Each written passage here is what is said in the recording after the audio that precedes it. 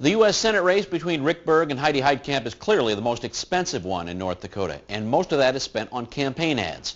But can you believe everything those ads tell you? Political reporter Jessica Roos looks into the latest claims. Over the last several weeks, we've been taking a look at ads released by candidates this election season. Tonight, we're once again looking into ads from the U.S. Senate race. Joining me again is University of Mary political science professor Mark Springer. Good to have you, Mark. Thank you. All right, well, this first ad wasn't paid for by a candidate, but instead by the Democratic Senatorial Campaign Committee. So why don't we take a look?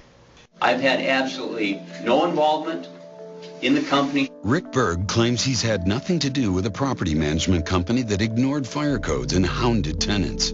The facts? Berg not only helped start the company, he served as its spokesman. The company was even on Berg's real estate license and was listed as his employer on federal forms.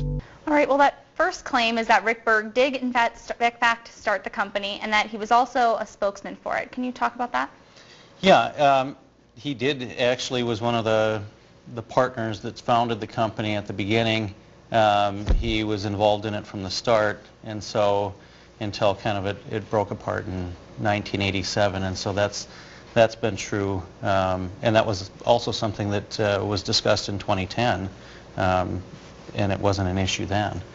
Okay. And what about the claims that it was on his real estate license and on federal forms, listing it as his employer? Well, and that even, again, that came out in the 2010 election when he was running for the House. It wasn't something that was pushed publicly. It was just something that was listed in his biography in a lot of the media reports. And so, for the most part, I think that's still something that's fact. All right. And the ad starts the shot saying that, you know, he has absolutely no involvement with the company Goldmark Property Management. Berg's campaign says that he was involved with Midwest Management Company in the beginning and did that until about 1987. Do you have any comments on that?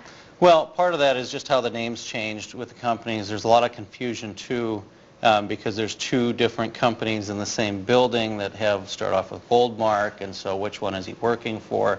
I think there's a lot of confusion that the Berg campaign ends up having to clear up regarding this issue because, like I said, in 2010, it still listed him in a lot of the media documents as being associated with Goldmark Properties, and so that's something that probably should have been cleared up a long time ago.